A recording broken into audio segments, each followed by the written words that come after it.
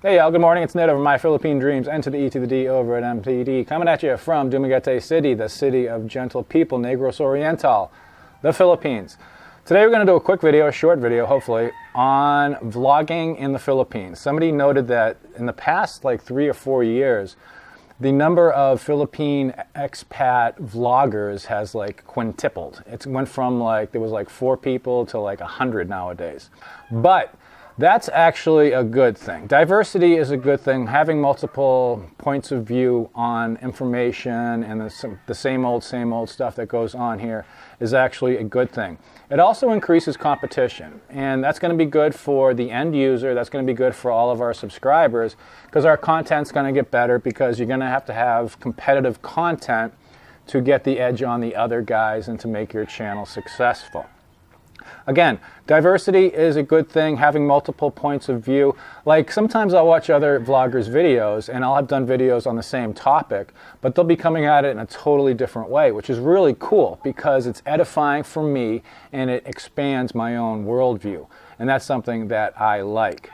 As for equipment, because people are always asking about equipment, Ned, what do I need? Do I need to get a DSLR? Do I need to get, really expensive microphones and all this stuff to become a successful vlogger? Not that I'm a successful vlogger, although this past month we had 1,000 subscribers in just this past month, so that's pretty cool. Thanks to everybody who subscribed.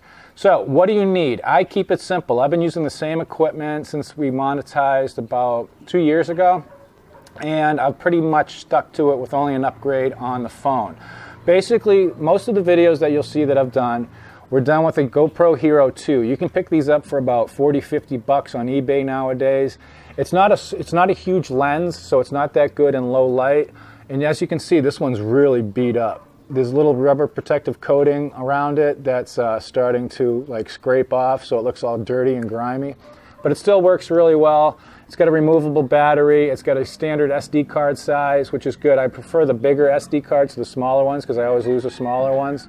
And overall, if you're shooting in decent light, it comes out really well. The only downside to this is the microphone, which we'll get into in a minute.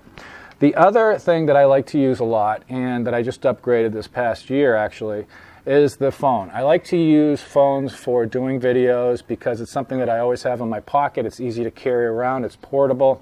And the quality on some of the videos, especially since they introduced hardware optical image stabilization, and they started doing that with the iPhone 6s and the Samsung S6s.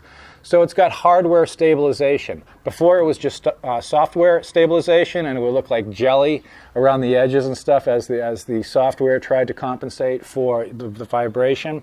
But nowadays, the hardware stabilization works really well, and I've really been impressed with the quality of some of the video that I've been able to capture. Again, it's a small lens, so it's not going to bring in a whole lot of light. In low light, you're not going to get as good quality as you could as opposed to having this, $2,000 DSLR. Oh, and one more, and this is for 90% of the videos that I've done, I've used the GoPro Hero 2, the cheap-ass GoPro Hero 2, and the Samsung S5. Now it's a Samsung S6. I also got this. This is a Sony DSC-WX300 or something. It's a little point-and-shoot camera. The problem with this is it only shoots at 1080. It won't shoot at 720.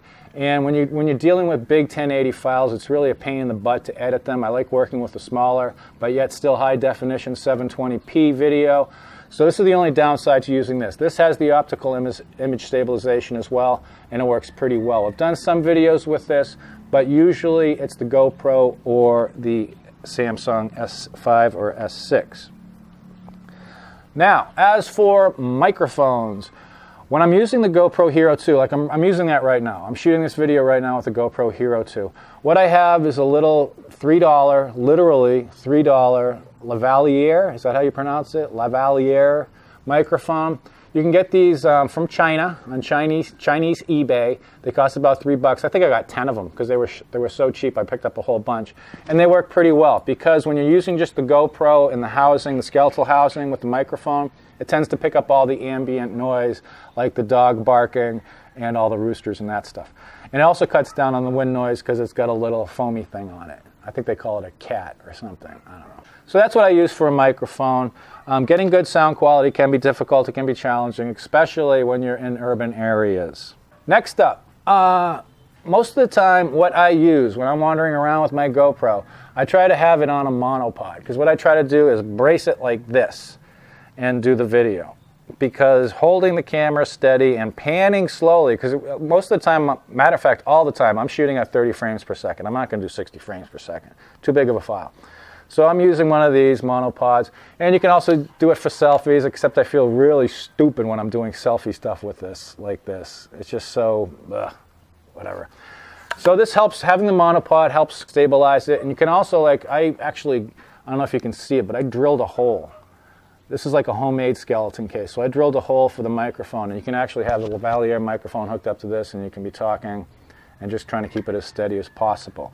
That's one form of stabilization. You also have little tripods. These are Gorilla Pods, and you can get these at, where can you get these? At CDR King. And they have the larger one too, if you want a larger one. These work pretty well for putting, you can customize and put it on branches and stuff. And I also brought from the US, I picked up a Slick U8000. That's literally what it's called. Tripod. It's a big heavy duty tripod, but it's a pain in the butt to carry around. And I think I paid like $7 for it at a yard sale. This past year, this past May when I went home, you guys might have seen these. These are made for GoPros. These are actually pretty cool. It's a tripod, it's a selfie stick. It does all kinds of crazy stuff. And what you do is you just unscrew this thing on the bottom, and you pop it open, and you can create a tripod, and you can set it up different ways, and it's really handy, and it's actually pretty tall. Like I could be sitting and doing this actually with that right here. And these are the Chinese copies of the GoPro one. The GoPro one costs like, I don't know, 30, 40 bucks. I think these are like 10. So you can pick these up on China eBay. It probably won't last. As a matter of fact, I know it's not going to last as long as a real one.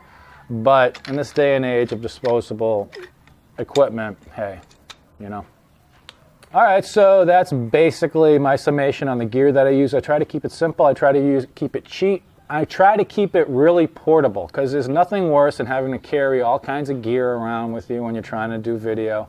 It's much easier to just have the opportunity, pull your camera out, stabilize it as well as you can, and capture it. That's what I like. Far more important than the equipment that you're using, I think, in my humble opinion, is the content that you're creating. If your content is crap, even if you're putting out a lot of it, you're not going to get a lot of subscribers, you're not going to get a lot of traction, because people aren't going to be interested. You got to be open, you got to be honest, you got to be friendly, you got to be energetic. Sometimes you'll notice, like with me and Michelle, sometimes I'll put the outro at the very end of the video. I'll have, like, when we're sitting there getting all pumped up, okay, you ready? All right, you ready? All right, smile, smile, smile. So you gotta engage the audience. You gotta have good content. You gotta do things, you gotta be humorous, you gotta keep it light, but you gotta be real at the same time. And you gotta be willing to admit when you've made mistakes, which I've made a lot of, and I got no problem. Matter of fact, sometimes I feel like I'm relishing in the mistakes that I've made since moving to the Philippines. Also, and this might sound like I'm very uptight, but don't swear too much in your videos. I mean, a little swearing's good. And if you've met me in real life, you'll know that sometimes I swear like a sailor. But when you're doing videos, for some reason, when you're swearing a lot, it just comes off as really crass. Like somebody had mentioned in one of the videos that I reminded him of some Cambodian vlogger, a guy who shaves his eyebrows. So I went and checked out that guy's content, and he swears all the time, and it was just so annoying. So don't swear too much. Respond to comments, get that conversation going with your audience. Just ignore the trolls. Sometimes you're going to get trolls coming on, because everybody can create anonymous accounts now on YouTube. We've basically just blocked all the trolls. Keep it simple, keep it light, and most importantly, enjoy it. If you're not enjoying it, if you're not passionate about it, it's not worth the money that you're going to make in return for all the time, the blood, the sweat, and the tears that you've invested in it. So you got to enjoy doing it. And it's cool because when you become more popular, you'll get to know people. People will be coming up to you sometimes, and usually they have nice things to say about you. Every now and then they'll have bad things to say. But that's all par for the course. So that's my quick tutelage and my quick breakdown over what kind of equipment that I use. Again, keeping it light, keeping it simple. If something breaks, if I lose something, I'm not going to freak out because it's not a 2000 DSLR or a $700 GX7 or something like that. I am going to get a DSLR at some point, but that's to try to learn photography, something, you know, that I'm pretty passionate about, but I don't know how to do. But I see other people doing it, and Phil Prinz in particular. Rest in peace. So on that happy note, this is Ned over at My Philippine Dreams. We'll see you next time. Take care.